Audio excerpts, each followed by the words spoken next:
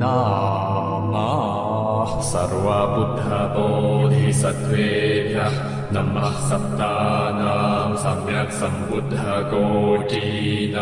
सश्रावकसङ्घानां नमो लोके अर्हतां नमः श्रोतापन्नानां नमः सकृदागामिनां नमः अनागामिनां नमो लोके सम्यक्कर्तानां सम्यक् प्रतिपन्नानां नमो देवर्षीणां नमः सिद्धविद्याधारषीणां शापानुग्रहसम्वर्धानां नमो ब्रह्मणे नमः इन्द्राय नमो भगवते रुद्राय उमापतिसहीयाय नमो भगवते नारायणाय लक्ष्मीपञ्चमहामुद्रा नमस्कृताय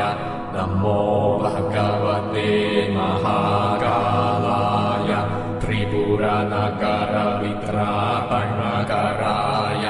अभिमुक्तकश्मशानवासिने मातृगणनमस्कृताय नमो भगवते तथागतकुलाय नमो भगवते पद्मकुलाय नमो भगवते वज्रकुलाय नमो भगवते मणिकुलाय नमो भगवते गजकुलाय नमो भगवते त्रिदशूरसेनप्रहरणराजाय तथागताय हते सम्यक् सम्बुद्धाय नमो भगवते अमिताभाय तथागताय हते सम्यक् सम्बुद्धाय नमो भगवते अक्षोभ्याय तथागताय हते सम्यक् सम्बुद्धाय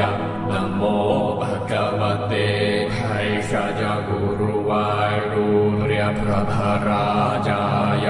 तथागताय हते सम्यक् सम्बुद्धाय नमो भगवते सम्पुष्टितसालेन्द्रराजाय तथागताय हते सम्यक् सम्बुद्धाय नमो भगवते शाक्यमुनये तथागताय